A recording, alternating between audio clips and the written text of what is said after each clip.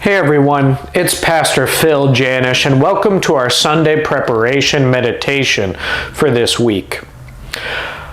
Recently, my wife and I bought a coffee table from somebody on Facebook Marketplace. It's a nice wooden coffee table. And you know, when we were looking at the pictures online, they looked pretty good.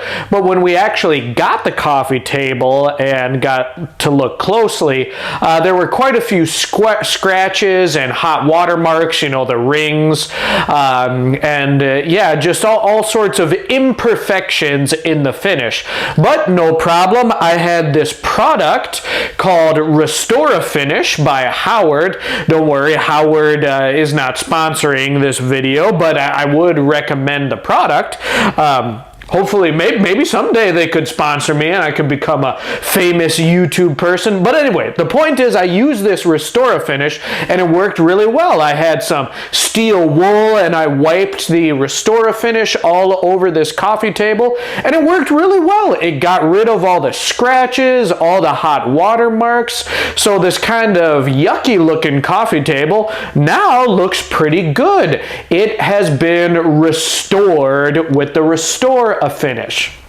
Now, I tell you that story because all of our lessons this Sunday in church have this idea of being restored.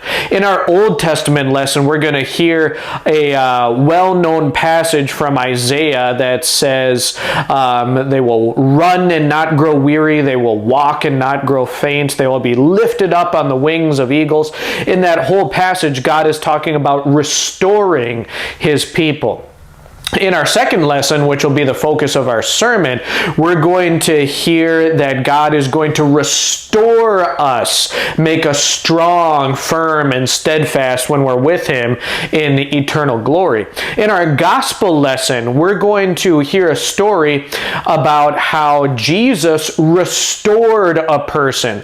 The Apostle Peter's mother was sick, but Jesus went and performed a miracle and He restored her. He healed her. And brothers and sisters, you too have been restored. Your soul has been restored.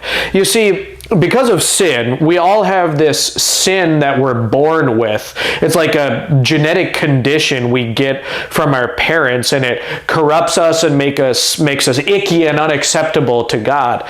But Jesus has restored us. He's purified our soul, like using that Restore a Finish. He's got rid of all the imperfections and ugly marks, and now we have a clean, beautiful soul. And so we can live a life pleasing to God. Yeah, we do still struggle with sin, but because our souls have been restored, we can live a life dedicated to God, doing good works for Him.